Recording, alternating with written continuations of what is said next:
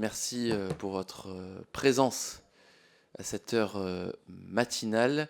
Nous avons l'objectif de terminer cette audition à 9h55 précise pour que Madame la Première ministre puisse rejoindre notamment le Conseil des ministres. Donc n'hésitez pas à passer le message aux collègues qui arrivent de sorte à ce qu'ils ne soient pas choqués par cette annonce. Donc en premier point de notre ordre du jour, nous avons donc le plaisir d'accueillir Madame Agnès Pannier-Runacher, ministre de la Transition énergétique, pour qu'elle nous présente un bilan des négociations lors de la 28e conférence des parties à la Convention cadre des Nations Unies sur les changements climatiques, la fameuse COP 28. Merci beaucoup Madame la ministre, merci de votre présence. Merci d'avoir accepté de venir devant la Commission du développement durable et de l'aménagement du territoire. Il me semble qu'au regard de votre engagement et de la place que vous avez jouée dans ces négociations, il était logique que nous vous auditionnions. Madame la ministre, au vu des principaux résultats diffusés au fil de ces négociations jusqu'à leur conclusion le 13 décembre dernier, il semble que celles-ci ont connu des hauts et des bas pour aboutir finalement à un accord accepté par l'ensemble des parties. Nous avons pu apprécier l'avancée dès le premier jour, notamment sur le fonds pertes et préjudices, suivi par le feuilleton sur la mention des énergies fossiles qui a duré, si je ne m'abuse, jusqu'au dernier jour. Ces négociations ont heureusement été conclusives, mais ils ont été aussi un révélateur de lignes de facture entre les États. Je rappelle que l'Union européenne est allée jusqu'à juger inacceptable, à juste titre, la version proposée le 11 décembre par la présidence émirati, après que les pays de l'OPEP ont refusé la mise en cause des énergies fossiles. Vous étiez vous-même déclaré stupéfaite par cette initiative. La vigueur des termes employés tranche avec le ton généralement policé des expressions dans les instances internationales. Sans doute pouvez-vous nous livrer votre sentiment sur ce sujet. Je vous laisserai bien évidemment le soin de présenter en détail les résultats obtenus. Je retiens qu'au final, l'objectif de l'accord de Paris consistant à contenir à 1,5 degré le réchauffement global est repris, de même que la trajectoire recommandée dans le dernier rapport du GIEC.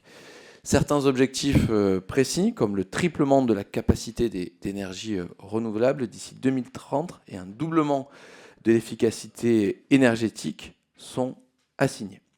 Et puis, c'est vrai, il y a eu des formulations qui laissent parfois un sentiment d'inachevé, disons-le, comme l'objectif de s'éloigner, le terme éloigner, des énergies fossiles dans les systèmes énergétiques, mais dans le même temps, l'accord ambitionne de sortir des subventions aux énergies fossiles qui ne répondent pas à la précarité énergétique ou aux transitions justes aussi vite que possible. Faut-il en conclure, comme la présidente de la Commission européenne, Madame von der Leyen, que cet accord marque le début de l'ère post-fossile? C'est en tout cas un signal auquel il faudra évidemment donner une traduction concrète. Il s'agit d'une étape importante que vous avez d'ailleurs qualifiée, Madame la ministre, de victoire de la diplomatie diplomatique. Voilà, climatique, pardon. Voilà, Madame la ministre, pour ce propos liminaire. Je vous laisserai le soin de nous présenter les différents points pour une petite dizaine de minutes, et puis les collègues auront l'occasion de s'exprimer sur cet accord. Je vous remercie. Merci, Monsieur le Président. Non, vous ne vous abusez pas. Nous avons effectivement négocié assez tard dans les différentes nuits qui se sont succédées. Monsieur le Président, Mesdames et Messieurs les députés, je vous remercie pour cette audition de votre commission sur le bilan de la COP28 de Dubaï. Cette COP marque bien, très directement, le début de l'ère post-fossile. 8 ans après l'accord de Paris, nous avons enfin franchi cette étape importante pour agir contre le dérèglement climatique. Comme vous le savez, selon le scénario intermédiaire du GIEC, les politiques actuelles des pays conduisent à un réchauffement global de 2,2 degrés à 2,8 degrés d'ici la fin du siècle, bien loin des 1,5 degré de l'accord de Paris. Je précise néanmoins que sans accord de Paris, on serait sur une trajectoire de 4 degrés. Donc, on a diminué au moins d'1 degré grâce à l'accord de Paris. Cette trajectoire, c'est pour répondre à certains pisse-vinaigres qui expliquent que les COP, ça sert à rien. Si, ça sert à quelque chose, mais il faut aller plus loin.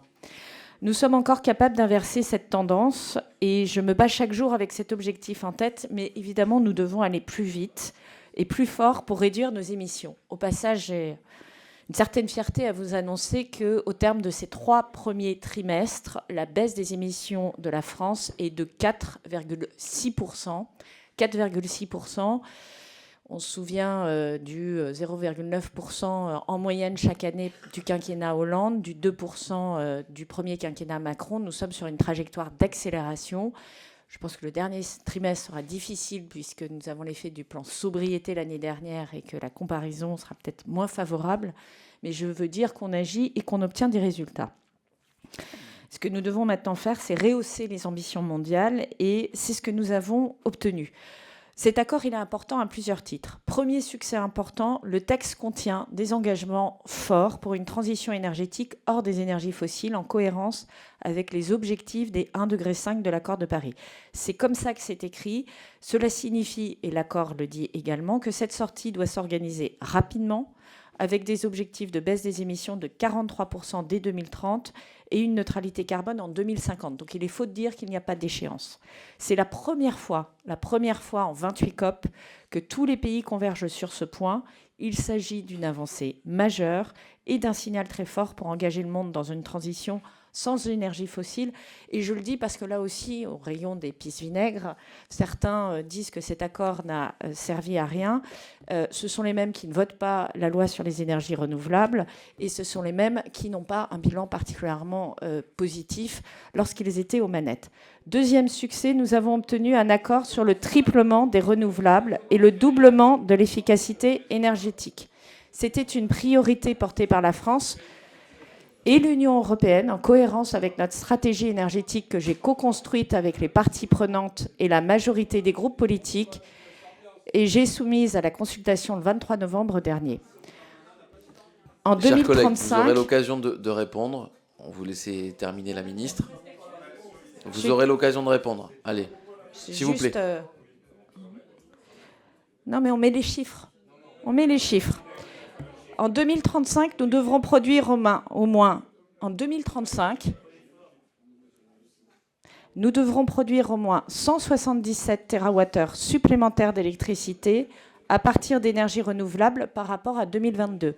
177 TWh d'électricité à partir d'énergies renouvelables par rapport à 2022 pour répondre aux besoins d'électrification et assurer notre sécurité d'approvisionnement.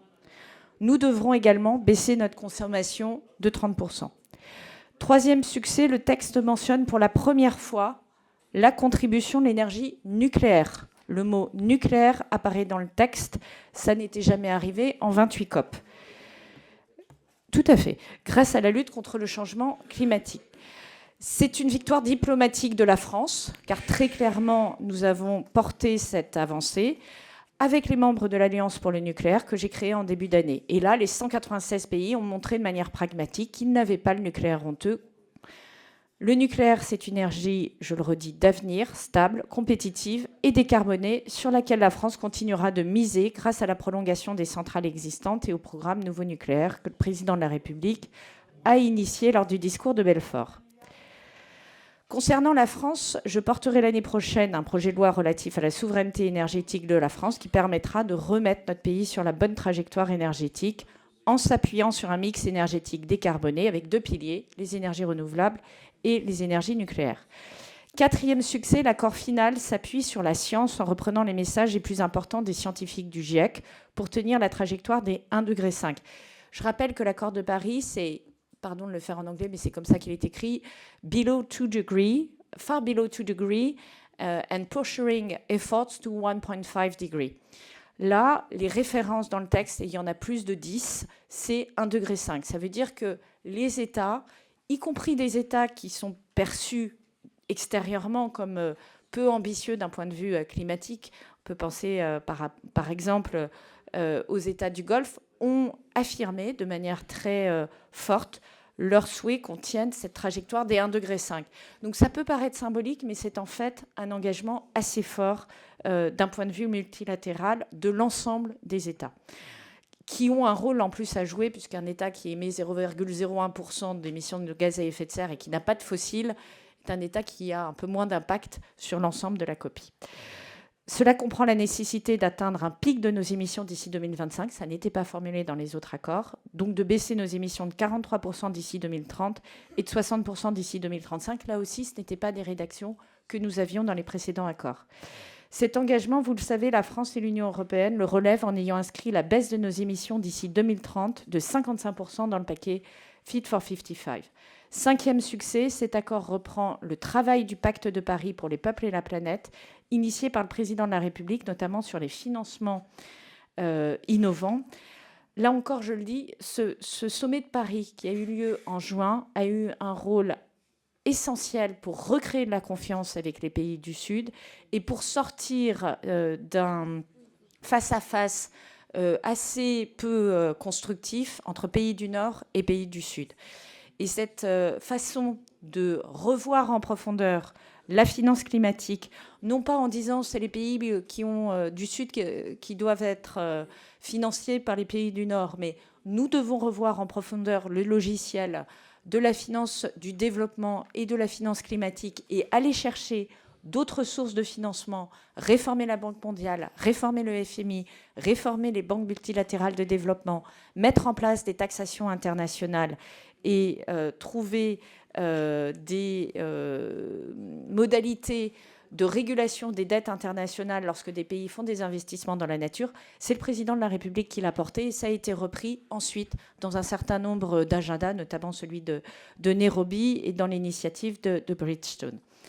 La France continuera à travailler pour faire de cet agenda une réalité sur le terrain et pour contribuer à augmenter les moyens de mise en œuvre de la lutte contre le dérèglement climatique dans les pays vulnérables. Sur tous ces points, c'est la reprise de la stratégie française et européenne qui se retrouve dans un accord endossé à 196 pays. Alors, il y a des marges de progrès, vous l'avez dit, Monsieur le Président. Nous aurions évidemment souhaité que le texte prenne des engagements plus forts sur le charbon. Pour le moment, il se contente de copier-coller les écritures de Glasgow, et en particulier sur la construction de nouvelles centrales à charbon. Le texte aurait pu aussi fixer une cible sur les émissions de méthane dès 2030, mais nous continuerons à porter ces positions dans de prochaines négociations internationales, et nous avons obtenu des résultats au niveau européen, puisque c'est les Français qui ont fait bouger le règlement méthane. Et puis, évidemment, toute la partie adaptation peut apparaître comme insuffisante par rapport aux besoins et à la réalité des besoins des pays en développement. Néanmoins, ces résultats ambitieux sont le fruit d'un travail de conviction et de construction de la confiance avec les pays du Sud, je l'ai dit, d'abord en investissant un très gros effort diplomatique pour trouver un accord sur le fonds pertes et préjudices qui vise à mieux accompagner les pays les plus vulnérables victimes de catastrophes naturelles alors qu'ils ne sont pas les responsables du réchauffement climatique. Chacun l'a reconnu, la France a joué un rôle clé dans le compromis qui a permis d'adopter ce fonds pertes et préjudices le premier jour de la COP 28. Et là aussi, c'est un accord historique au sens où c'est la première fois que le premier jour d'une COP, on a un accord sur un point essentiel de l'accord. Ce fonds sera doté de près de 700 millions de dollars de promesses de dons. La France y participera jusqu'à 100 millions d'euros. C'est la rédaction ou le propos du président, parce que nous voulons garder la main aussi sur la manière dont ce fonds fonctionnera. Cette adoption rapide et ces annonces ont permis de concentrer ensuite tous nos efforts sur la question de la sortie des énergies fossiles.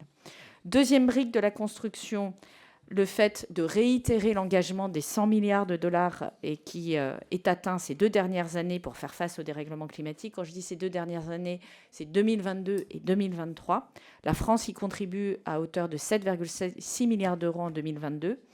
Troisième brique, les contacts étroits que j'ai noués avec le groupe des pays et le président, évidemment, les moins avancés, présidé par le Bangladesh, avec le Kenya, avec les pays latino-américains progressistes comme la Colombie ou le Chili, avec le Brésil, qui a été instrumental puisque c'est un pays émergent qui a manifesté un fort leadership diplomatique, ce qui est relativement nouveau, mais aussi avec mes homologues chinois, indiens, saoudiens, pour les convaincre de se rallier à un accord qui était moins évident pour eux, mais qui nous fixe clairement un cadre collectif de responsabilité permettant de sortir de manière organisée des énergies fossiles et en tenant compte du point de départ de chacun. Nous avons ainsi construit une coalition de plus de 130 pays qui a largement pesé dans les résultats obtenus sur la sortie des énergies fossiles et qui sortait des groupes habituels et donc des face-à-face habituels entre Sud et Nord. Collectivement, nous avons travaillé très dur pour arriver à ce résultat. Je veux féliciter, saluer toutes les équipes de négociateurs français. Vous savez qu'il y a plus de 50 personnes qui ont travaillé pour cet accord. On peut se féliciter d'avoir une des très bonnes équipes de négociation. Je pense à l'ambassadeur climat Stéphane Crouza. Je pense aux négociateurs de l'accord perte et préjudice. Et ça a permis de maintenir un haut niveau d'ambition. Pour conclure, la crise climatique ne va pas s'effacer du jour au lendemain avec cet accord. On en est tout à fait convaincus. Il va falloir travailler très dur à Bakou l'année prochaine pour la COP29 et surtout à Belém au Brésil pour la COP30. Il faut aller plus loin, notamment sur la solidarité avec les pays du Sud, sur l'adaptation, sur la justice climatique. Mais je crois pouvoir dire que la France et l'Union européenne ont réussi à construire des fondations de partenariat solides et que par la suite de notre diplomatie climatique qui va prendre des formes très claires à partir du début d'année, nous allons continuer à entretenir ce que nous avons commencé à construire avec le président de la République, qui va permettre, je pense, d'aller plus loin, en particulier à Belém. Merci beaucoup, Madame la Ministre. Nous arrivons donc aux orateurs des groupes. Pour le groupe Renaissance, la parole est à Marjolaine Meunier-Millefert. Merci, Monsieur le Président. Mes chers collègues, Madame la Ministre, félicitations. Les 2 semaines de négociations et de travaux qui se sont tenus à la COP28 ont déjoué les pronostics les plus pessimistes. Pour la première fois depuis 3 décennies, les combustibles fossiles à l'origine de 80% des émissions de gaz à effet de serre figurent dans un accord issu de négociations climatiques. Vous avez remarquablement résisté aux pressions et ce texte constitue indéniablement une victoire. Tout d'abord, c'est la première fois qu'un accord appelle à la sortie progressive des énergies fossiles en cohérence avec l'objectif de 1,5 degré, point cardinal de l'accord de Paris pour le climat. De plus, en écho au choix de la France, ce texte donne une place inédite à la contribution de l'énergie nucléaire dans la lutte contre le changement climatique et ouvre la voie à une multiplication par 3 des énergies renouvelables. Enfin, soulignons que cet accord enclenche concrètement la dynamique de la justice climatique avec l'adoption du fonds pertes et préjudices pour les pays les plus vulnérables. Même si ce fonds devra vraisemblablement être renforcé, sa concrétisation est une victoire. Madame la Ministre, quand on se bat pour le climat, il faut fêter les victoires et retourner au travail dès le lendemain. Vous y êtes déjà. Pouvez-vous nous citer les prochaines actions de la France dans son suivi des engagements pris à Dubaï et dans sa volonté d'enclencher les futures négociations ? Quels sont nos leviers pour accélérer la sortie des énergies fossiles chez nos partenaires ? Pouvez-vous nous parler des partenariats climat bilatéraux tels que celui signé avec l'Afrique du Sud en mars 2021 ? De quels leviers de diplomatie environnementale disposons-nous en dehors des COP ? La COP28 fut aussi l'occasion pour les gouvernements français et marocains de lancer le Building Breakthrough en collaboration avec le programme des Nations Unies pour l'environnement. Ce projet engage à faire du bâtiment résilient et bas carbone la nouvelle norme mondiale pour 2030 et il rassemble d'ores et déjà 27 pays signataires. Pour amplifier cette démarche, le gouvernement a décidé de lancer le premier forum mondial sur les bâtiments et le climat. Le secteur du bâtiment et de la construction pèse pour près de 40% des émissions mondiales, on le rappelle. Ce sera le prochain grand rendez-vous climat mondial et il se tiendra les 7 et 8 mars 2024 à Paris. On y attend une soixantaine de pays. Madame la Ministre, qu'attendez-vous de ce sommet qui place la France comme l'un des leaders dans la décarbonation des bâtiments ? Je vous remercie. Merci. Pour le groupe La France Insoumise NUPES, la parole est à Anne Stenbach-Terrenoir. Merci, Monsieur le Président. Madame la Ministre. Donc hier, vous nous avez martelé en hémicycle à quel point cet accord est un accord historique. Et en un sens, c'est pas faux, parce que je pense que les générations futures le regarderont en se disant « Mais comment ont-ils pu ? Comment ont-ils pu, dans un monde qui se dirigeait vers un réchauffement à plus 4 degrés, organiser la COP28 à Dubaï, empire pétrolier, symbole de ce que le capitalisme a engendré de pire, avec 2500 lobbyistes des énergies fossiles qui veillaient au grain ? Comment ont-ils pu avaler que le gaz était une énergie de transition alors que c'est une énergie fossile ? Comment ont-ils pu se féliciter d'un accord tellement pas contraignant que même Total Energy le salue. Emmanuel Macron a déclaré « La priorité des priorités est que les pays les plus avancés sortent des énergies fossiles ». Mais on n'a vraiment pas de quoi faire des leçons au monde, en fait. Il nous annonce la sortie du charbon pour 2027. Waouh, quelle ambition! Attendez, c'était pas déjà prévu pour 2022? Ah ben si, mais finalement, on a rouvert une centrale à charbon l'an dernier. Et on annonce 8 nouveaux puits de pétrole dans la forêt de la Thèse de Buch en Gironde et vous n'avez rien à en dire? Alors je sais, cocorico, l'accord mentionne le nucléaire et en prime, une vingtaine de pays sont engagés à tripler la production nucléaire d'ici 2050. Sauf qu'on est en situation d'urgence et que promettre une baisse rapide des gaz à effet de serre grâce au nucléaire, en fait, c'est mentir aux gens. Il y a un rapport indépendant sur l'état de l'industrie nucléaire mondiale qui estime que le triplement des capacités, c'est très irréaliste compte tenu des longs délais de construction des centrales nucléaires. Et même le PDG d'EDF le dit, un premier EPR2 pour 2037, c'est optimiste comme scénario. Or, pendant ces 15 ans au mieux, là où on attend que le premier réacteur sorte de terre, il ne se passe rien. Nos émissions de gaz à effet de serre ne baissent pas, le CO2 continue de s'accumuler et la température continue de monter. 15 ans, on n'a plus le temps d'attendre. Et là, au lieu d'investir massivement dans les ENR, dans une politique de sobriété, on bloque des milliards dans des réacteurs dont on ne maîtrise pas encore la technique, encore moins le traitement des déchets, et qu'on ne pourra peut-être même plus refroidir quand ils seront là, compte tenu de la raréfaction de l'eau. Donc oui, la COP28, c'est une occasion manquée historique, une de plus, alors qu'on fonce à toute vitesse dans le mur climatique. Pour les Républicains, la parole est à Antoine Vermorel-Marquez. Merci, Monsieur le Président, chers collègues, Madame la Ministre. Avant d'en venir au fond, je voudrais revenir sur votre esprit partisan et quelque peu provocateur. Vous nous avez accusé d'inaction en disant « on met les chiffres ». Alors, au risque de vous déplaire, je voudrais ici vous rappeler votre bilan. L'arrêt de la centrale de Fessenheim le 30 juin 2020, ce n'est pas nous. La fin du projet de 4e génération nucléaire Astrid en 2019, ce n'est pas nous. L'objectif de réduire à 50% la part du nucléaire dans la production électrique du pays en 2035, ce n'est pas nous. Et la réouverture des centrales à charbon le 6 février 2022, ce n'est pas nous. Je crois que nous n'avons pas de leçons à recevoir. Et maintenant que nous avons parlé du passé, nous pouvons nous tourner donc vers l'avenir. La COP28 qui vient de se clore à Dubaï fait pour la première fois référence à une transition hors des énergies fossiles. La France y voit un synonyme de sortie. Est-ce tout à fait la même chose? Notre mix énergétique reste encore dominé à 37% par le pétrole, d'abord pour les transports, et à 21% par le gaz, surtout pour le logement. Quel volume d'électricité et de chaleur renouvelable nous faudra-t-il pour réussir à se passer de leur usage? Pouvez-vous préciser l'allusion faite par Emmanuel Macron la semaine dernière au lancement de 8 réacteurs supplémentaires, en plus des 6 actuellement prévus au titre du nouveau nucléaire? Seriez-vous prête à inscrire ces cibles dans la loi de programmation énergie-climat? Et surtout, quand celle-ci nous sera-t-elle présentée? L'Union européenne n'a pas soutenu l'appel de la France à tripler la production mondiale de nucléaire. Comment poursuivre une coopération européenne efficace tant que les intérêts allemands et français continueront de diverger en la matière? Le gaz a également été au cœur des discussions à Dubaï. Comment concilier le statut d'énergie de transition qui lui est accordé et la sortie des énergies fossiles? Sur quelles alternatives misez-vous pour le remplacer alors que la France a largement fait appel au GNL et au gaz algérien pour parer aux conséquences de la guerre en Ukraine? Pour ce qui est du charbon, ayant récemment déposé une proposition de loi co-signée par Olivier Marleix et Éric Ciotti et les députés Les Républicains visant à proscrire le recours à ce dernier comme source de production d'énergie électrique, je me réjouis que le gouvernement ait défendu la sortie du charbon à Dubaï. Alors que le président de la République vient de reporter cet objectif à 2027, comment la France compte-t-elle incarner cette position? Enfin, les États ont acté lors de la COP28 que le nucléaire, l'hydrogène et le captage de carbone étaient des solutions en matière de transition. Quelles mesures la France compte-t-elle donc prendre pour soutenir le progrès technique en matière de transition environnementale? Je vous remercie. Merci. Pour le groupe démocrate, modem et indépendant, la parole est à Mickaël Cosson. Bonjour, Monsieur le Président, Madame la Ministre. Je souhaitais tout d'abord me réjouir des avancées marquées par cette COP28, malgré les nombreux signaux contraires initiaux.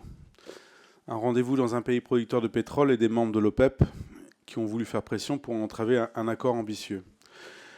C'est la suite logique de la COP21 qui s'était tenue à Paris.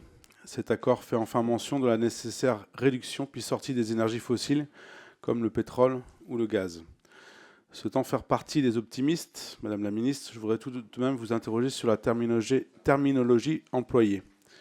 Si le texte retient actuellement la mention de transition hors des énergies fossiles dans les systèmes énergétiques, estimez-vous possible qu'au délai prochaine COP, on puisse aboutir à la mention d'abandon de ces énergies? La réduction des émissions de méthane a été l'un des facteurs importants de cette COP. Pourriez-vous revenir sur les engagements des sociétés pétrolières et gazières pour réduire les émissions de méthane à un niveau proche de zéro d'ici 2030 et arrêter le torchage du gaz naturel et nous préciser les engagements de la France à ce niveau? Je souhaitais aussi vous interroger également sur les 30 pays qui ont signé une reconnaissance mutuelle des certificats d'hydrogène propres. Comment la France se positionne-t-elle sur ce point? Et serons-nous amenés, comme les Allemands, à importer de l'hydrogène vert produit sur d'autres continents? Enfin, un mot sur l'objectif de tripler les capacités d'ENR pour dépasser le sujet de cette COP et aborder le différend avec l'Union européenne sur nos objectifs de production issus des renouvelables. Pourriez-vous nous faire un point sur cette situation? Enfin, nous savons combien nous avons été en difficulté face à la souveraineté énergétique. Et ma question sera justement sur l'hydrogène vert. Quelles ambitions pour la France? Et enfin, en milieu rural, quel est votre regard sur la biométhanisation à l'échelle des exploitations pour non seulement qu'ils puissent assurer leur souveraineté énergétique en milieu rural et pour la filière agricole, mais également qu'ils puissent diminuer leur impact environnemental? Merci, chers collègues. Pour le groupe socialiste et apparenté, la parole est à Stéphane Delotrette. Merci, Monsieur le Président. Madame la Ministre, j'irai droit au but. Si nous pouvons nous féliciter que pour la première fois, le projet de décision d'une COP reconnaisse la nécessité de s'éloigner des combustibles fossiles, nous ne pouvons considérer cet accord comme historique. Et je me permets d'autant plus de le dire, et je vous le rappelle, Madame la Ministre, nous avons travaillé et voté avec vous le texte accélération sur les énergies renouvelables. Or, force est de constater aujourd'hui que les discussions, les décrets soumis à discussion ne sont pas à la hauteur des promesses que vous nous aviez faites au moment de ce travail. Pour en revenir à la COP, cette COP a permis de montrer le décalage entre les engagements des États et ce qui serait nécessaire pour limiter le réchauffement climatique proche des 1,5 degrés. Le texte ne fixe ni objectif ni calendrier de sortie des énergies fossiles.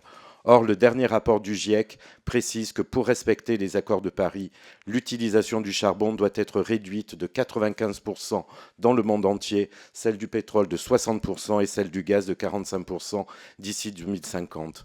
En résumé, cet accord ne semble pas programmer la fin des énergies fossiles, mais semble justifier au contraire de les conserver un peu plus. C'est ce que fait votre gouvernement. La sortie du charbon, déjà promise pour 2022, est désormais reportée en septembre dernier, en 2027. Alors que notre pays fait face à des besoins d'électrification massifs, que notre parc nucléaire est vieillissant et que l'accélération des énergies renouvelables peine à compenser nos besoins accrus en électricité. C'est pourquoi mon groupe réitère ici la volonté de débattre d'une loi de programmation énergétique et d'une autre portée que les textes qui nous sont imposés, tels que celui voté hier. C'est l'unique moyen de nous assurer collectivement que nous sortirons bien des énergies fossiles, tout en construisant un cadre propice au développement des énergies décarbonées. Alors, Madame la Ministre, à quand une grande loi de programmation énergétique ? Merci. Pour le groupe Horizon et apparenté, la parole est à Vincent Thiébaut. Merci Monsieur le Président, Madame la Ministre, mes chers collègues. Il y a quelques jours s'est achevée donc cette 28e conférence des parties à la Convention cadre des Nations Unies sur le changement climatique, la COP28. 8 ans après la COP21 et l'adoption historique de l'accord de Paris pour le climat, nous pouvons ici nous féliciter de cette 28e édition qui représente une étape déterminante dans la lutte contre le changement climatique. Cela a été évoqué, de nombreuses avancées ont été engagées lors de cette COP28 et je tiens à rappeler que la France et l'Union européenne ont supporté une position exigeante et volontariste durant les négociations. D'abord, vous le savez, nous pouvons nous féliciter de l'accord historique relatif à la sortie progressive des énergies fossiles et qui nous permettra d'une part d'atteindre la neutralité carbone d'ici 2050 et d'autre part de respecter l'objectif de limitation du changement de réchauffement climatique à 1,5 degré fixé par l'accord de Paris. À ce titre, je tenais à vous saluer votre travail, Madame la Ministre, et l'ensemble de vos collaborateurs qui vous accompagnaient durant ces 3 jours. Nous devons maintenant mettre en œuvre pleinement ce plan en tant que parlementaires. Nous serons attentifs. Je voudrais aussi saluer votre travail et votre ténacité, parce qu'il est facile de critiquer qu'on est assis au fond d'une salle à Paris, alors que nous avons affaire, effectivement, vous étiez au contact de 130 pays, qui avaient tous, effectivement, des obligations et exigences. Et quand j'entends certains collègues, il faut peut-être leur rappeler que la France est 66 millions d'habitants, dans le monde, elle a 7 milliards, et il faut arrêter de croire que nous pouvons fixer nos exigences au monde entier. Par ailleurs, nous pouvons nous réjouir de l'ambition de tripler les énergies renouvelables dans le monde d'ici 2030 et de la reconnaissance du rôle clé d'énergie nucléaire qui vont dans le sens des engagements pris pour la majorité il y a quelques mois.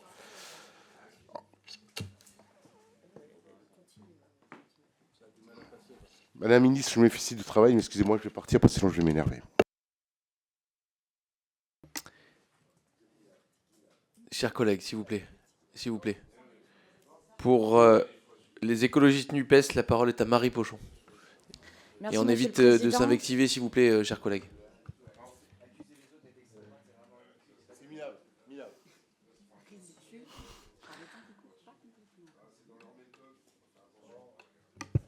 Vous avez la parole, Marie Pochon.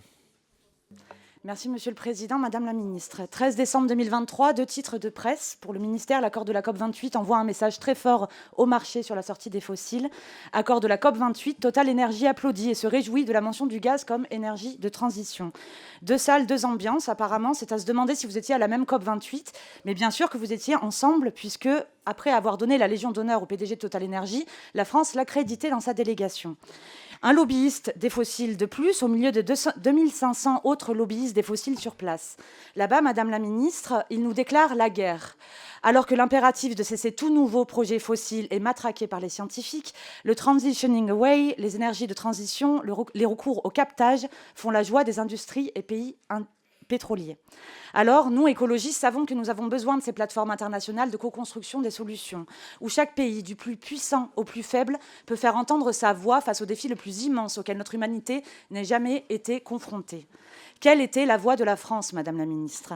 Était-ce celle de l'intégration de la sortie de toutes les énergies fossiles, charbon, pétrole et gaz, alors que vous avez fait de ces négociations une plateforme de com pour vos lubies nucléaires tout en annonçant des nouveaux forages pétroliers en Gironde, alors que le phase-down remplace le phase-out si nécessaire? Était-ce la voie du traité de non-prolifération des énergies fossiles ou de l'abandon des bombes climatiques comme ICOP, alors que vous les soutenez et empêchez les députés de soutenir ces mesures? Était-ce celle des solutions de transition comme la sobriété, la réduction de l'aviation ou de la consommation de viande? Là non plus impossible, car votre majorité va jusqu'à s'opposer à l'option végétarienne dans les cantines. Madame la Ministre, la France a une voix dans ces négociations, une voix cruciale.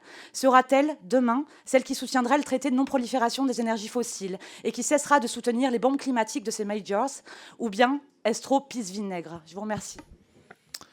Merci. Pour le groupe Liberté Indépendant Outre-mer et Territoire, la parole est à Guy Bricout.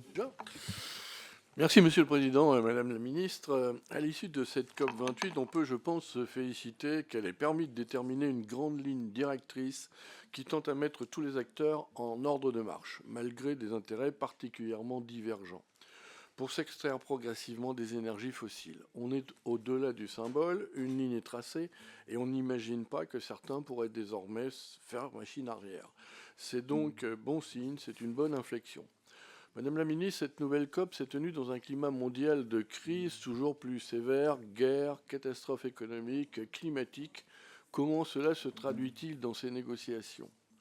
Les experts n'arrêtent pas de nous alerter sur l'urgence, elle est plus prégnante que jamais. Aujourd'hui, à l'issue de cette COP, peut-on encore imaginer que nous pouvons accélérer le mouvement pour ne pas atteindre un réchauffement global de 1,5 degré centigrade?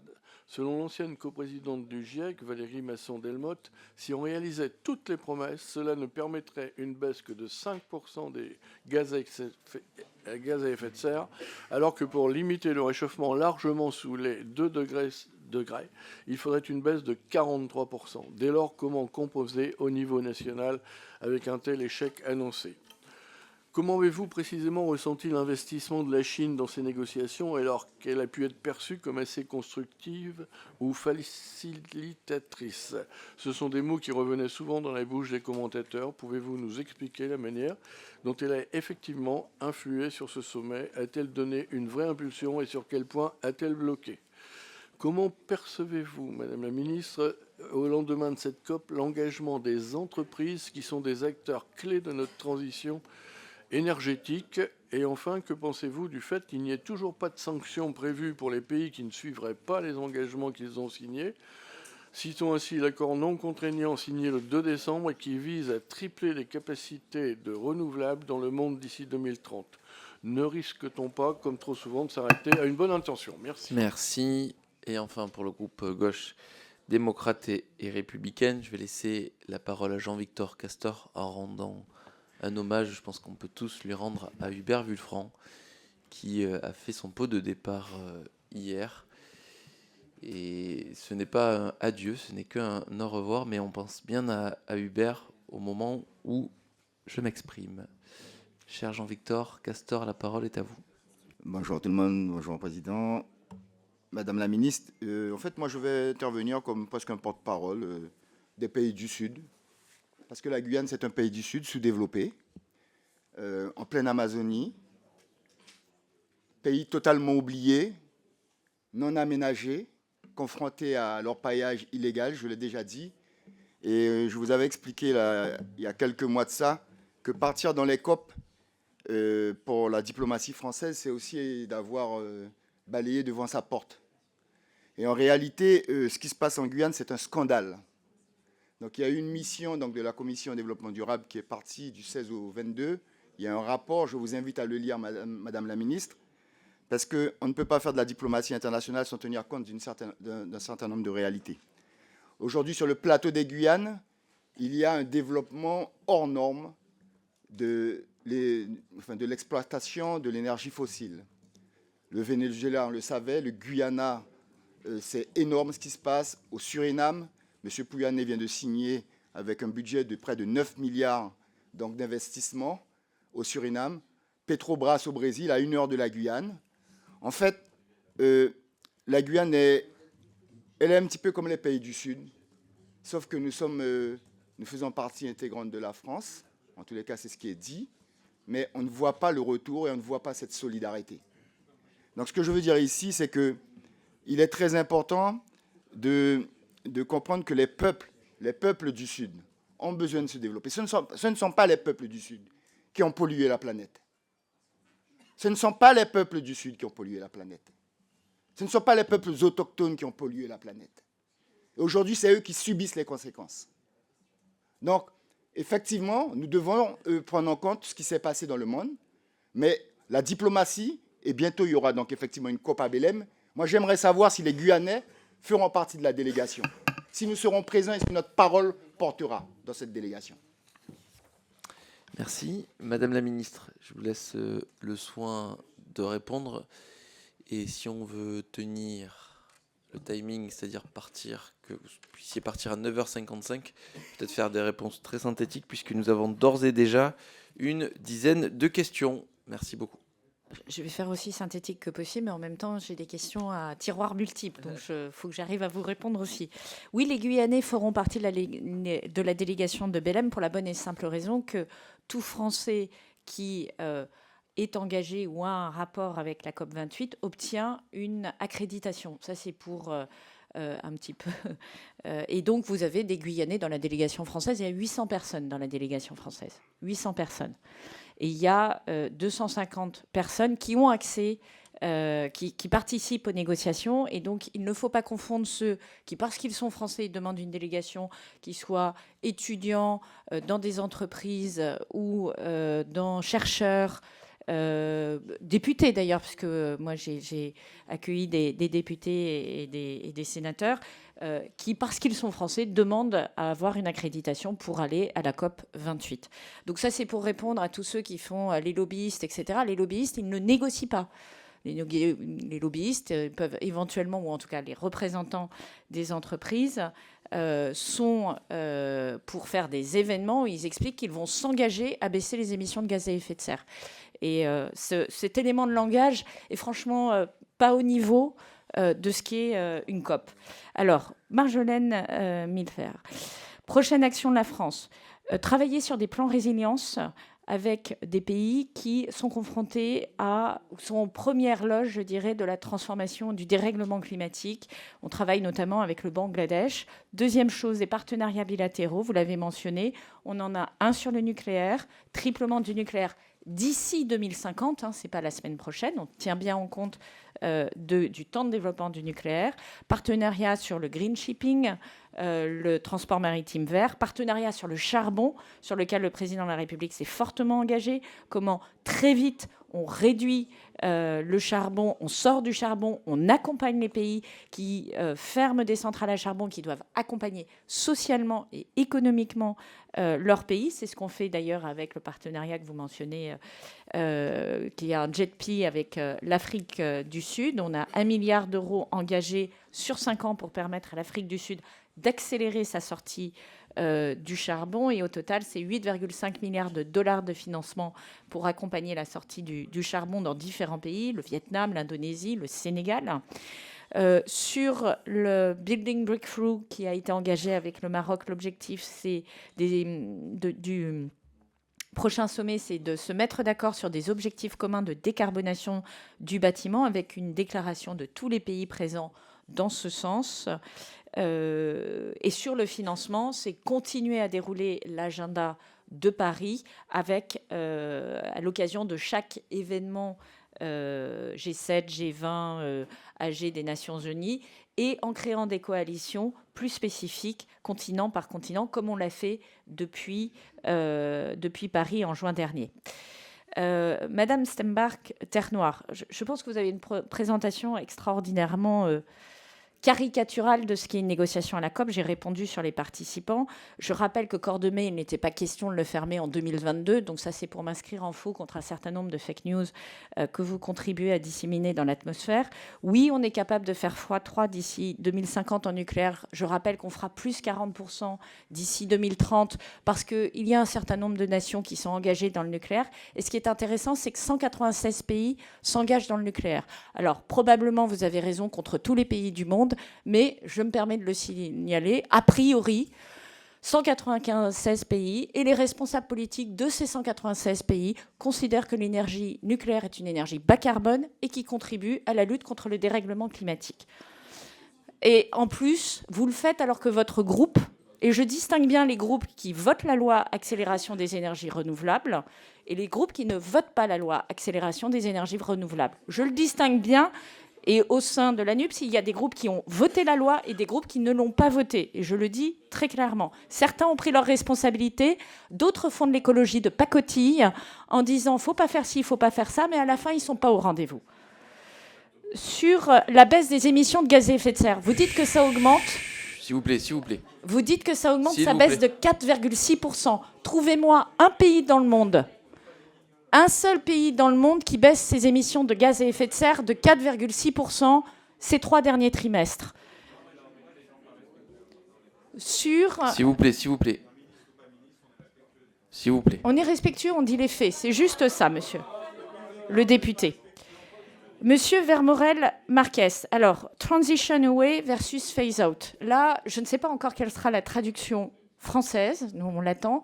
Transition and phase, c'est la même chose, c'est une sortie, c'est un exercice phasé. Transition et phase, vous avez la même notion de ordonné et phasé.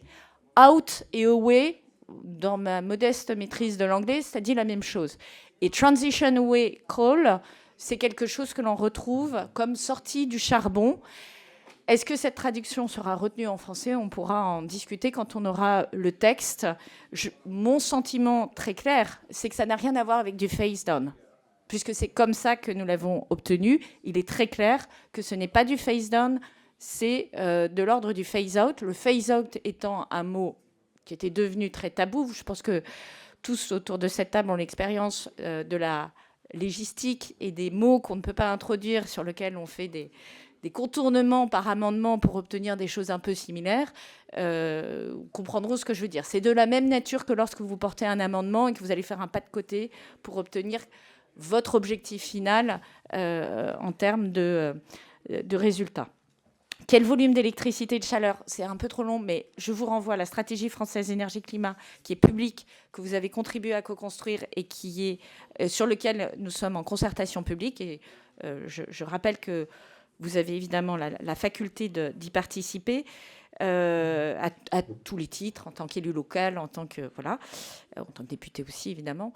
6 plus 8 réacteurs nucléaires, c'est donc un engagement de construction de 6 réacteurs, plus 8 additionnels qui sont à l'étude et sur lesquels la prise de position est attendue pour fin 2026, en termes de décision d'engagement d'investir.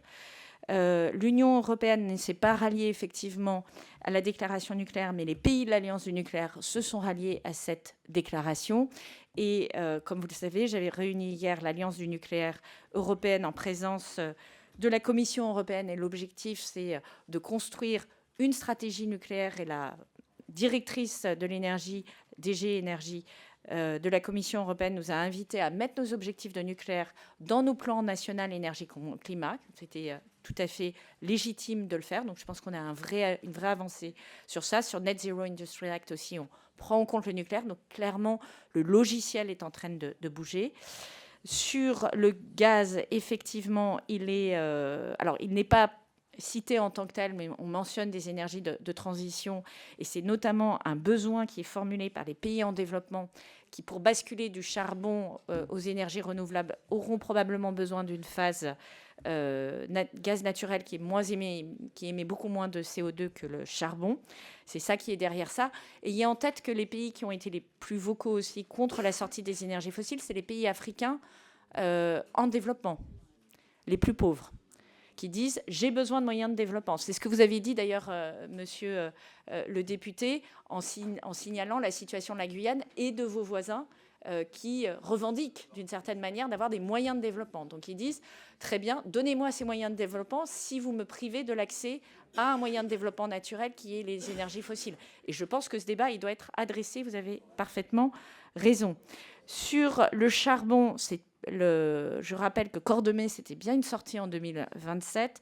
Sur les CCUS, vous avez un plan CCUS qui a été publié par Roland Lescure et moi-même, avec notamment des soutiens, sachant que notre stratégie CCUS, ce n'est pas une stratégie tout venant, mais c'est une stratégie réservée aux secteurs les plus difficiles, dans lesquels la baisse des émissions est la plus difficile, parce que nous estimons que le CCUS, la capture carbone, ne répondra pas à tous les usages et que le risque, c'est que ce soit un prétexte pour retarder le moment de la sortie des énergies fossiles. Donc on a une version équilibrée, on va dire, sur le CCUS, mais on soutient bien le CCUS dans notre stratégie industrielle et climatique.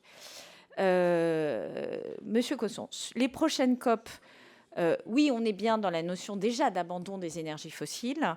Les engagements des sociétés pétrolières, ils ont été pris dans des coalitions qui sont latérales, dans lesquelles les entreprises européennes et un certain nombre de grandes entreprises nationales, je pense à celle de l'Arabie saoudite, celle des Émirats arabes unis, ont signé ces engagements. Ce n'est pas le cas de tous les groupes pétroliers de la planète. Et il faut élargir ce point-là et notamment aller vers une interdiction du torchage à horizon 2030 parce que c'est des gains rapides. Sur la reconnaissance mutuelle de certificats hydrogène propre et surtout l'importation d'hydrogène, là aussi, je vous renvoie à la stratégie française énergie-climat où on répond à cette question. Nous avons 2/3 de notre mix énergétique importé. Nous ne saurons pas du jour au lendemain le remplacer par des productions locales. Et donc, une partie de notre hydrogène sera importée, mais nous voulons être en capacité de produire nous-mêmes de l'hydrogène pour éviter d'être dans une situation de dépendance totale, comme on l'est par exemple sur le pétrole, où 99%, plus de 99% de notre pétrole est importé. Sur la biométhanisation, je me permets aussi de vous renvoyer sur la stratégie française énergie-climat. Tous les chiffres sont dedans. Monsieur le député de Lautrette, je ne me trompe pas sur les ENR. Vous avez voté en responsabilité ce texte. Vous l'avez voté. Et vous y avez introduit des choses. Sur les décrets, ils ne peuvent pas aller à l'encontre du texte. Donc, je ne sais pas à quoi vous faites référence, mais il y a bien à l'agrivoltaïsme. Donc ça, on pourra en parler latéralement. On en a beaucoup parlé avec votre collègue, le député Potier. Je pense que c'est un juste équilibre qu'on a trouvé et qu'il y a parfois des contre-vérités qui peuvent circuler. L'objectif dans le texte COP28 est bien chiffré.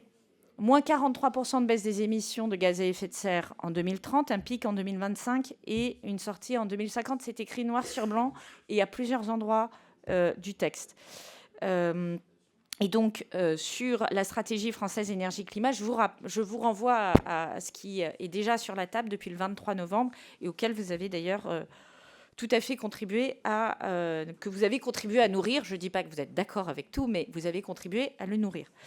Monsieur Thibault. Madame Pochon, quand on ne vote pas la loi sur les énergies renouvelables, je ne sais pas à quel titre on parle d'écologie. Voilà. Mais pour répondre... Mais oui, mais si. Mais pour répondre sur la sortie des énergies fossiles. S'il vous plaît. Pour répondre sur la sortie des énergies fossiles. Non, mais vous pouvez dire, il faut accélérer sur les énergies renouvelables et pas voter la loi qui accélère les énergies renouvelables. Je me permets de pointer. Vous aurez l'occasion. Non, mais s'il vous plaît, vous aurez l'occasion de réagir dans un second temps, s'il vous plaît. Donc, Madame la Ministre répond. Vous prenez la Non, parole mais on juste est pas tous après. D'accord, mais Très il faut bien. être cohérent. Il faut être cohérent, c'est juste. Allez, je suis pour les énergies renouvelables, continue. je les accélère. Je suis contre les énergies renouvelables, je ne les accélère pas. Ça me paraît assez logique comme logiciel. Le Crédit Agricole, pour vous donner un exemple, a annoncé, suite au texte de la COP28, qu'il sortait ses financements des énergies fossiles. Donc, est-ce que concrètement, ça produit des effets ? Oui. Et ça produit des effets en France.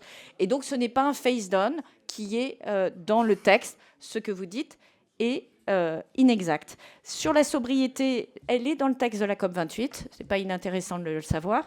Et je rappelle que c'est ce gouvernement qui a apporté un plan de sobriété et qui a permis de baisser la consommation de gaz et d'électricité de 12% de manière combinée, et que ce n'est pas tout à fait étranger à la baisse de 4,6% des émissions de gaz à effet de serre depuis le début de l'année. Donc vous voyez bien qu'un certain nombre de vos propos, en fait, sont assez infondés, confrontés à la réalité des faits. Monsieur le député Bricout, pour arriver au 1,5 degré, il faut que chaque pays augmente ses engagements nationaux. C'est National Determined Contribution. C'est ce que nous faisons en européen pour nous mettre sur la trajectoire des 1,5 degré. Et c'est ce que nous poussons à faire avec les autres pays. Vous avez des pays qui ont annoncé des augmentations de leur contribution nationale, mais c'est évidemment, vous avez complètement raison, l'enjeu des 2 COP à venir pour être crédible. Vous avez raison de parler de multilatéralisme. Ce qu'il faut retenir quand même aussi, c'est que c'est une grande victoire du multilatéralisme dans un moment de confrontation sur différents continents et de confrontation violente sous forme de conflits à haute intensité ou d'autres formes de confrontation géopolitique, économique. Et ça aussi, je pense que c'est à saluer, je dirais globalement, si on prend un pas de côté au-delà de ce qu'a pu être le rôle de la France, et c'est très important. Comment la Chine a agi ? De ce que j'ai pu en voir, la Chine n'a pas été à la manœuvre pour avoir un accord, mais à aucun moment elle a empêché un accord. Et le texte sur lequel elle s'est mise d'accord avec les États-Unis en entrée, enfin 2 semaines avant la COP, qui appelait à substituer les énergies bas carbone aux énergies fossiles, a clairement aidé aussi à lancer la discussion dans la sortie des énergies fossiles. Oui, l'accord de la COP est un accord d'engagement volontaire. Ça n'a pas la force enfin, en tout cas, il n'y a pas de sanctions. C'est parfaitement exact. Mais je rappelle que cet accord, finalement, il joue, puisque vous êtes des législateurs. Les législateurs dans chaque pays s'appuient sur cet accord pour peser sur les textes qui sont pris au niveau national. Et c'est comme ça que cela fonctionne en réalité, de même que l'opinion publique peut s'appuyer sur cet accord. Et c'est pour ça que nous sommes passés d'un scénario de 4 degrés en entrée d'accord de Paris à aujourd'hui un scénario entre 2,2 degrés et 2,8 degrés. C'est peut-être pour... Sur le triplement des renouvelables, l'enjeu, il est vraiment de les développer dans les pays en développement. C'est-à-dire que la France, l'Europe, les États-Unis, la Chine sont partis. La Chine devrait mettre en ligne 1200 gigawatts de renouvelables. Quand vous regardez ce qu'il y a en France, c'est absolument gigantesque. C'est le tiers des capacités mondiales installées. Avant 2030, ils auront probablement 4 à 5 ans d'avance par rapport à leur programme de déploiement des énergies renouvelables. En revanche, des projets dans des pays africains qui permettent de produire de l'électricité à 15 € du mégawattheure, ce qui est extraordinairement compétitif, ne trouvent pas de financement. Et c'est là où il faut absolument d'un point de vue de financement, on arrive à trouver la façon de dérisquer ces projets et de faire en sorte que le risque pays n'empêche pas de faire des projets qui sont bons pour la planète, bons pour l'économie de ces pays et bons pour le développement de ces pays. Je crois que j'ai répondu à toutes vos questions, oui. Monsieur le député Castor, donc je l'ai dit, vous avez raison de signaler que les énergies fossiles se développent à proximité de votre propre territoire de la Guyane. Et c'est bien le chemin critique. Qu'est-ce qui a beaucoup saisi les ONG à un moment ? C'est qu'il y ait une déclaration des pays africains en développement qui disent « nous, on ne veut pas sortir des énergies fossiles. On n'a pas d'alternative de développement. Tant que vous ne mettez pas une alternative de développement sur la table, on ne voit pas pourquoi ce serait nous qui ferions des efforts alors qu'on pèse 4% des émissions de gaz à effet de serre mondiales et qu'on n'a pas la responsabilité historique du réchauffement climatique. Inversement, on peut répondre à ça que si tous les pays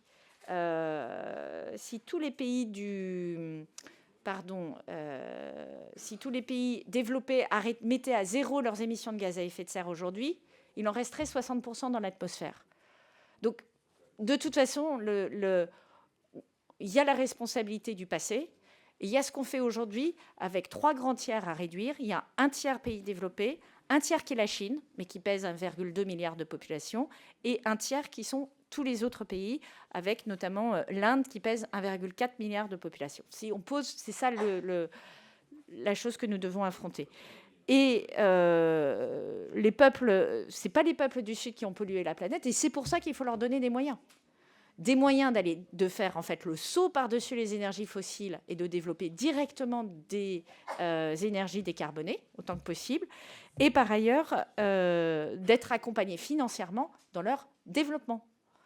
Donc c'est le point central, et également l'adaptation, parce que vous êtes confrontés aux tempêtes, aux cyclones, etc. Il faut adapter quand on construit des routes, des bâtiments, quand on fait toute la partie agriculture, à ce réchauffement climatique et ce que ça veut dire, de manière à ce que vous puissiez le traverser, nous puissions collectivement le traverser de manière moins impactante pour les populations. Pardon ? Alors, je vais devoir laisser, mais encore une fois, on peut aussi se parler. Vous avez surtout un volet qui est biodiversité, qui est majeur. J'en ai pas parlé. Nous estimons que la biodiversité, c'est la deuxième face de la lutte contre le réchauffement climatique et que les deux doivent être totalement liés et que notamment les investissements dans la nature, et nous en faisons beaucoup, et nous en faisons en Guyane, il me semble-t-il, de manière très importante, ce sont des investissements qui ont une très forte valeur ajoutée et un très fort retour sur investissement, mais qui ne sont pas suffisamment mis en valeur. Merci, Madame la Ministre. Nous avons une dizaine de questions, donc on est bien dans le timing, 9h30. On finit les questions à 9h40 et vous aurez un quart d'heure pour répondre. C'est parfait. Question de Madame Brulebois. Merci, Monsieur le Président. Merci, Madame la Ministre, pour votre présentation. Parmi les actions à mettre en œuvre, outre le triplement des énergies renouvelables d'ici 2030 et le développement du nucléaire, il y a des technologies de captage et de stockage du carbone qui sont encore balbutiantes, mais dont, à mon sens, on ne saura se passer. Pouvez-vous nous dire ce que la COP28 a pu faire avancer sur ce sujet ? Merci. Continuons avec une question de Yannick Horry. Merci, Monsieur le Président. Madame la Ministre, lors de la COP28, le Président de la République et son homologue kazakh ont annoncé la tenue du One Water Summit en 2024. En tant que co-rapporteur de la mission sur l'adaptation des politiques de l'eau au changement climatique, je salue cette initiative. L'eau est essentielle pour la vie et la biodiversité, ainsi que pour toutes les activités humaines, industrielles et agricoles. Il est indispensable de protéger la ressource eau alors qu'elle connaît une crise majeure et qu'elle vient à manquer. Ce sommet diplomatique inédit sera consacré à l'accès à l'eau. Pouvez-vous nous en dire plus sur ce One Water Summit ?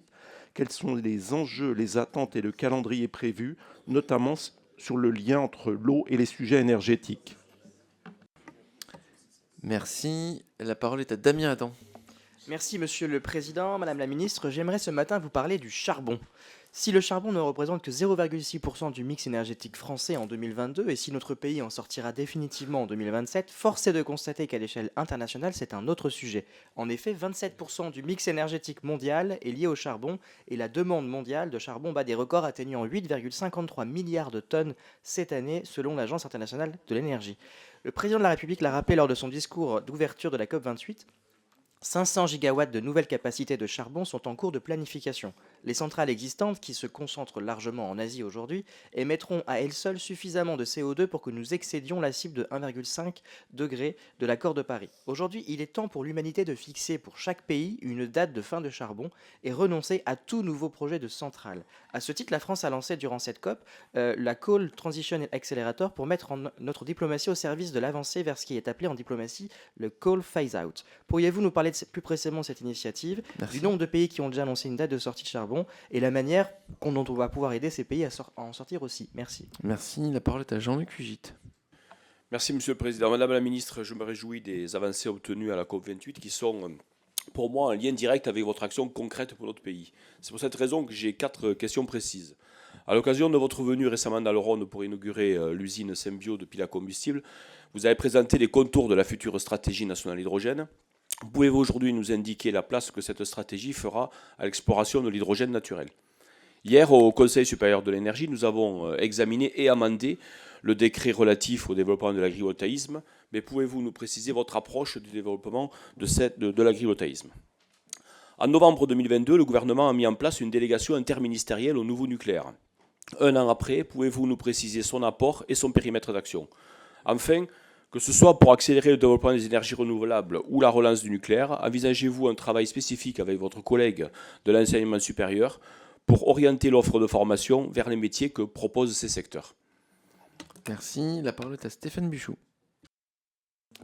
Merci Monsieur le Président. Madame la Ministre, comme l'ont rappelé un certain nombre de collègues, cet accord de la COP28 prévoit l'abandon progressif des énergies fossiles et c'est une avancée et je la salue. Cet accord l'est aussi dans le domaine maritime et vous le savez, l'océan représente 70% de la surface du globe et absorbe environ un tiers des émissions de carbone. Dans le prolongement de la question de mon collègue Yannick Ory, je voulais connaître votre sentiment, Madame la Ministre, sur la place de l'océan dans cet accord de la COP28. Et selon vous, quels pourraient être ou quels seront les objectifs, toujours en matière maritime, pour la prochaine COP? Merci beaucoup. Merci. La parole est à Pascal Boyer. Merci Monsieur le Président, merci Madame la Ministre. Ce matin, la route menant à Risoul est réouverte. Cette route était fermée depuis le 1er décembre, le jour où les pluies diluviennes ont provoqué de lourds dommages dans le département des Hautes-Alpes. Les températures ont atteint des niveaux records durant l'été 2023 en montagne. Les montagnes se réchauffent 2 fois plus vite que les autres écosystèmes. La température y a augmenté de plus de 2 degrés au cours du XXe siècle, contre 1,4 degré dans le reste de la France. Ces records de chaleur se traduisent très concrètement dans nos territoires. Les catastrophes naturelles deviennent de plus en plus gravissimes pour l'environnement et les activités humaines. Madame la Ministre, n'est-il pas temps de se préoccuper sérieusement des conséquences du changement climatique dans les territoires de montagne au cours des prochaines COP et dans tous les autres rencontres qui traitent du sujet du changement climatique? Je vous en remercie. Merci. La parole est à Emmanuel Maquet. Merci, Monsieur le Président, mes chers collègues, Madame la Ministre. À l'occasion de la COP28, une vingtaine de pays, dont la France, viennent d'appeler à tripler la production d'énergie nucléaire d'ici 2030. Depuis le lancement du parc nucléaire français, notre pays a échappé à 25 années d'émissions de CO2 comme celle de 2022 et a évité le recours à des énergies fossiles comme le gaz ou le charbon. Le maintien de notre production va cependant, Madame la Ministre, requérir un financement important en faveur du nouveau nucléaire. Soutiendrez-vous la demande d'EDF de recourir davantage à des contrats de long terme pour améliorer la visibilité de ses recettes? Madame la Ministre, où en est-on sur l'énergie marémotrice qui présente l'avantage d'être parfaitement prédictible? N'est-elle pas une perspective intéressante à l'heure où on cherche de profiter davantage de l'énergie marine?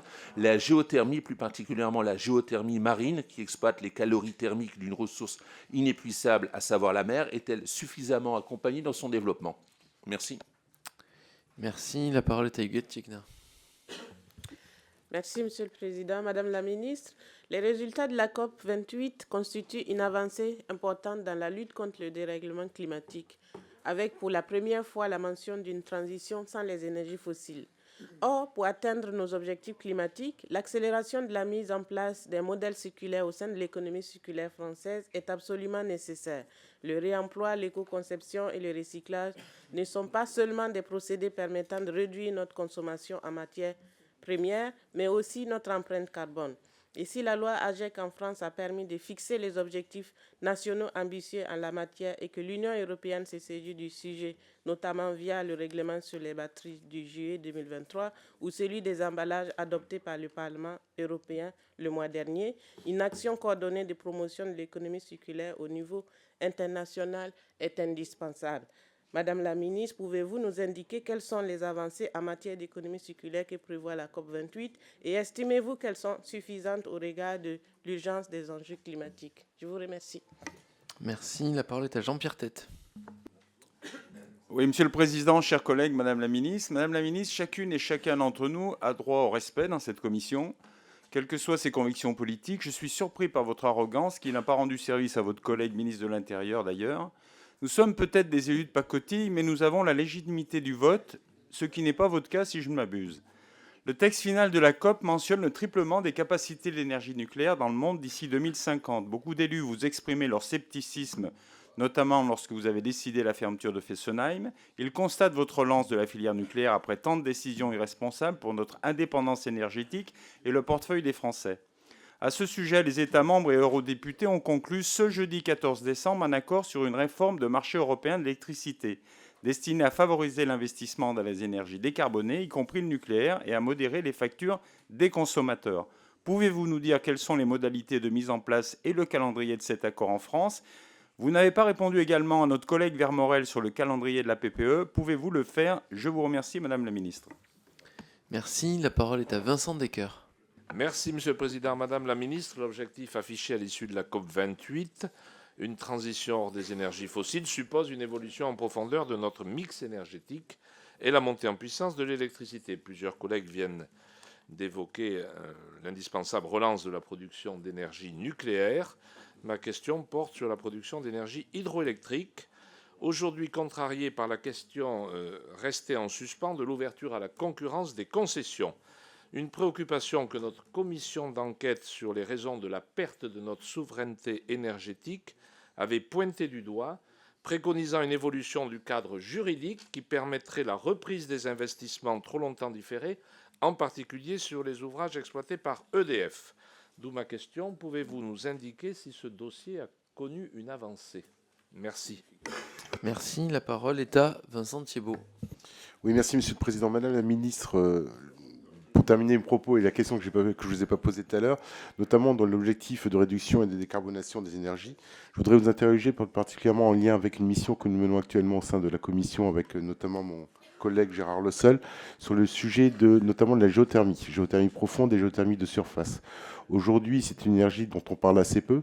Elle représente actuellement une production de 7 TWh en France. Nous estimons que nous pouvons aller jusqu'à 100-150 TWh, ce qui représente une part importante, notamment de production de chaleur, sachant que des pays, notamment l'Allemagne, qui a certes une géologie plus favorable, envisage effectivement une potentielle de 600 TWh.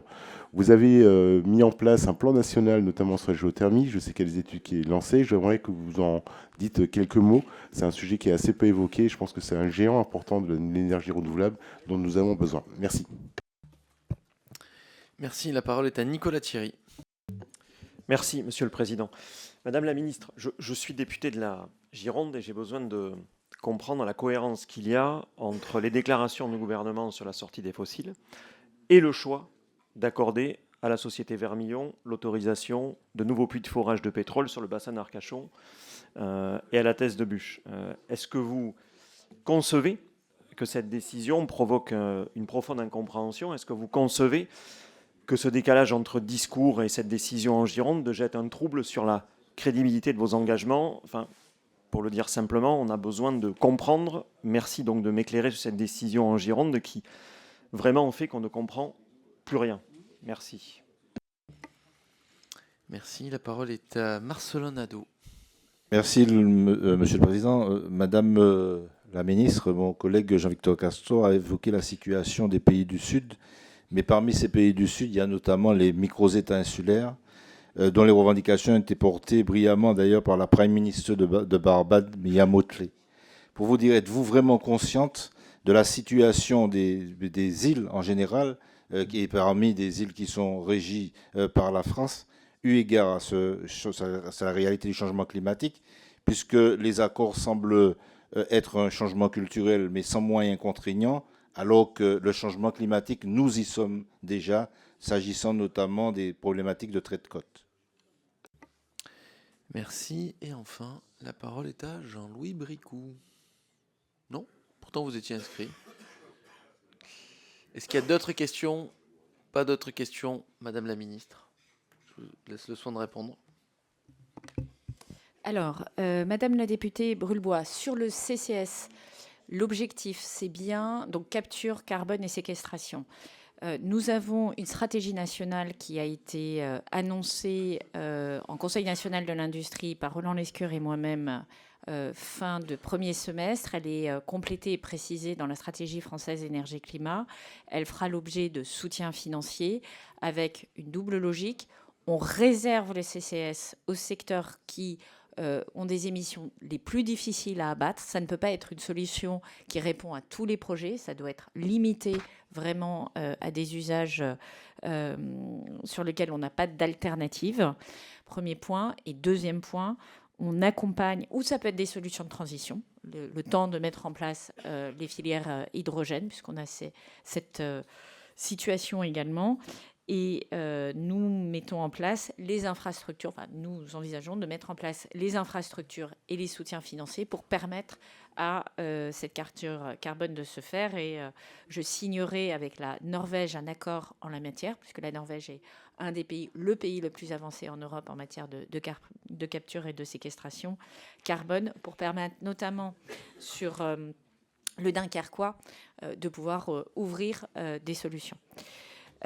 Sur le One Water Summit, Monsieur Hori avec le Kazakhstan, l'objectif c'est de faire ce que nous avons fait avec le One Planet Summit, le One Forest Summit, le One Polar Summit, c'est-à-dire de cristalliser des coalitions de pays pour avoir des agendas complets qui permettent de répondre à des enjeux majeurs d'un point de vue climatique et sortir du seul problème de la baisse des émissions de gaz à effet de serre. Parce que se concentrer seulement sur la baisse des émissions de gaz à effet de serre, c'est passer à côté d'une partie des sujets. Et en particulier, je pense que tout le monde partagera ici que l'enjeu de l'eau est un enjeu géopolitique et existentiel absolument majeur dans le sujet de la transition énergétique et écologique. Et donc, c'est tout l'enjeu de le faire avec le Kazakhstan. À chaque fois qu'on prend des initiatives, l'objectif, c'est aussi de conjuguer pays du Nord, pays développés et pays en développement pour donner de l'attraction à nos initiatives. Et on peut le voir, le One Forest Summit est aujourd'hui suivi des faits. Et c'est toute l'intention et tout le poids que nous voulons mettre dans ce One Water Summit. Sur le charbon, Monsieur Adam, la coalition qu'a bâtie le président de la République et qu'il élargit à la faveur de cette COP28, c'est une coalition qui vise trois choses. On a aujourd'hui asséché les financements publics au charbon. En particulier, les pays du G7, c'est un engagement qui avait été obtenu, qui avait été beaucoup poussé par la France. Nous voulons assécher les financements privés au charbon. Premier élément. Deuxième élément, nous voulons élargir la coalition des pays qui s'engagent à ne plus ouvrir de nouvelles centrales à charbon. Troisième élément, nous voulons trouver les modalités d'accompagnement des pays qui sortent et qui arrêtent des centrales à charbon. Pourquoi? Parce qu'arrêter une centrale à charbon, on le voit en France, dans les situations de Cordemais ou de Saint-Avold. Ça veut dire mettre en place l'accompagnement social et la reconversion économique qui permettent de le faire. Et donc, pour un pays comme nous, c'est déjà pas si évident que ça et ça suppose des financements importants. Pour des pays qui sont confrontés à des enjeux de développement et qui ont une dette élevée, c'est encore plus compliqué. Donc là encore, tout le sujet, c'est d'apporter des solutions et ne pas juste être moralisateur en disant il n'y a qu'à Faucon. Voilà, donc c'est un des éléments sur lesquels le président de la République s'est engagé. Monsieur le député Flugit, sur l'exploration d'hydrogène naturel, j'ai signé les premières autorisations d'exploration. Tout l'enjeu est effectivement de mesurer, de quel volume parle-t-on? Est-ce que c'est beaucoup? Est-ce que c'est peu? 2, Qu'est-ce qu'il y a derrière cette exploration? C'est-à-dire, est-ce que c'est une exploration qui nous donne accès à un hydrogène blanc, comme on l'appelle, en quantité importante et qui, à un coût compétitif, nous permet d'alimenter nos filières industrielles? Ce serait une très bonne nouvelle. Ce n'est pas une énergie renouvelable par construction puisqu'on l'extrait de nos sols, mais elle complémente tout ce qu'on est en train de faire. Donc ça, ce serait l'option très favorable. L'option défavorable, c'est qu'à la faveur des moyens d'exploration, nous contribuons à sortir du méthane, qui est un des gaz les plus réchauffants en matière climatique. Et donc, c'est qu'en fait, la balance technologique ne soit pas bonne, technologique et climatique ne soit pas bonne. À ce stade du développement, nous ne le savons pas, et c'est pour ça que nous sommes en phase, que nous autorisons les explorations de manière très contrôlée pour savoir le rapport, on va dire, coût-avantage de cet hydrogène blanc. Certains sont extrêmement positifs dessus.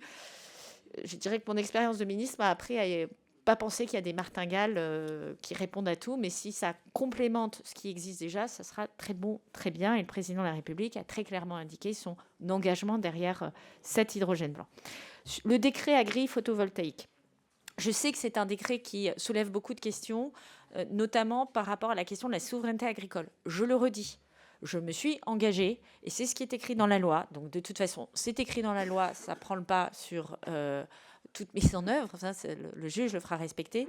Le développement de l'agrivoltaïsme ne doit pas impacter les rendements agricoles. C'est théoriquement le contraire. C'est théoriquement le contraire. Tout l'enjeu, c'est de le faire de manière ordonnée et équilibrée. C'est ce qu'essaye de faire ce décret, qui ne peut pas aller sur la question du partage de la valeur parce que le législateur ne l'a pas permis.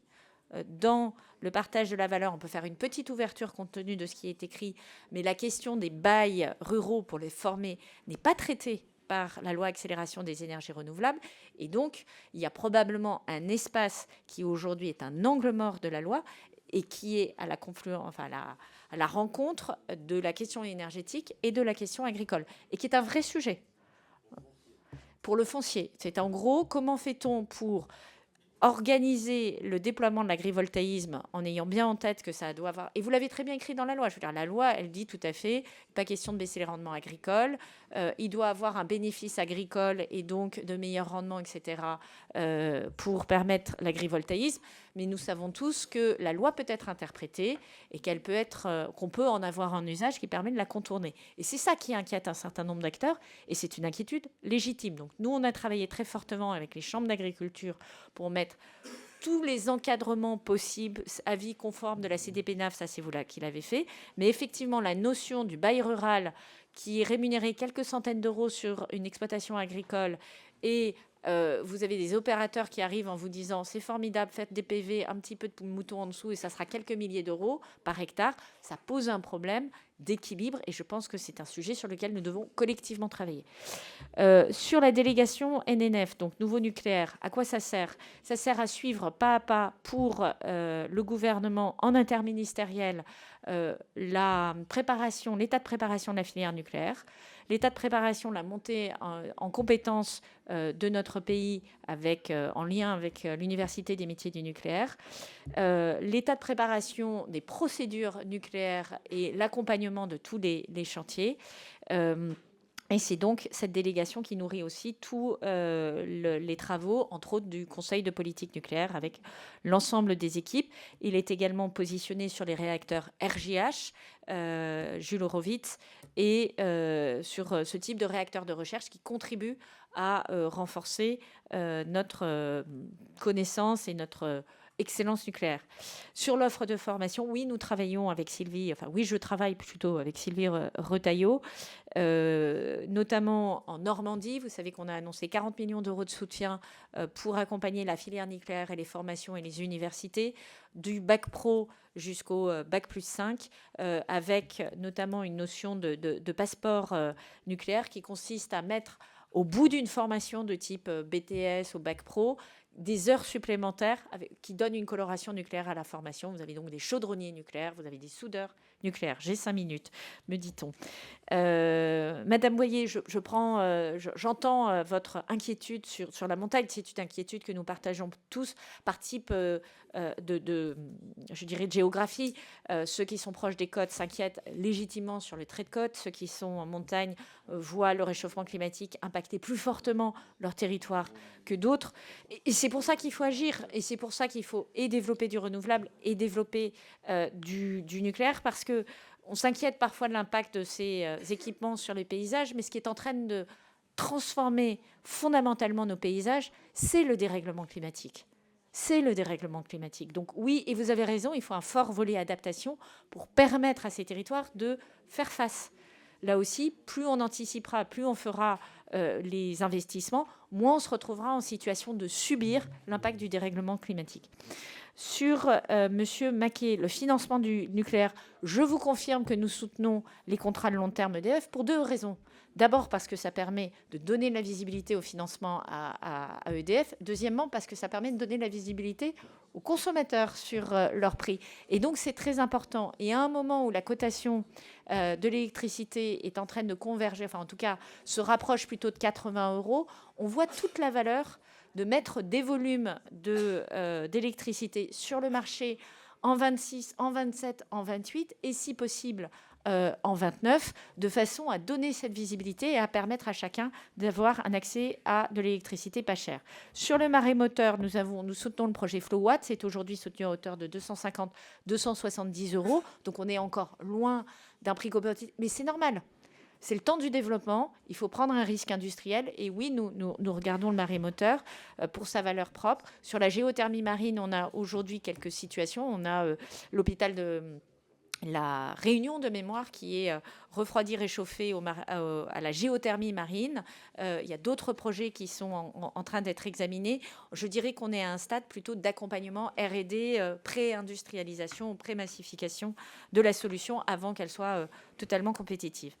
Sur le recyclage et Madame Teniab, donc ces objectifs, lorsque vous regardez la COP28, vous avez un accord chapeau, mais vous avez des centaines de pages. Donc ce sont des éléments, il y a eu un gros travail de fait quand même, il faut le dire aussi de la présidence, pour faire rejoindre les agendas climatiques et biodiversité et l'ensemble des ODD dans un texte unique avec une sorte d'agenda de travail climatique et biodiversité, dans lequel vos préoccupations sont mentionnées. Monsieur le député Tête, si j'ai fait preuve d'arrogance, je m'en excuse, mais je mentionne aussi que je pense que politiquement, il est intéressant de pointer certaines incohérences dans certains discours, et c'est à ce titre, et je n'évoque que des chiffres. Quand on dit que les émissions de gaz à effet de serre augmentent en France alors qu'elles baissent de 4,6%, c'est un chiffre factuel. Quand on dit qu'on soutient les énergies renouvelables et qu'on ne souhaite pas voter une loi qui accélère les énergies renouvelables, c'est factuel. J'espère que mon propos n'a pas dépensé cette pensée. Sur Electricity Market Design, les modalités de mise en place, il n'y en a pas puisque c'est un règlement, il est d'application directe. Donc il n'y a pas besoin de transposition. Sur le calendrier PPE, nous avons une loi de souveraineté énergétique qui doit être présentée dans les prochaines semaines. Vous savez que nous y travaillons. La stratégie française énergie-climat a été soumise à la concertation et donc tout à chacun peut y répondre. Et le programme, la PPE, suit derrière et donc c'est un enjeu de l'année 2024. Ah pardon, non, j'ai une deuxième page.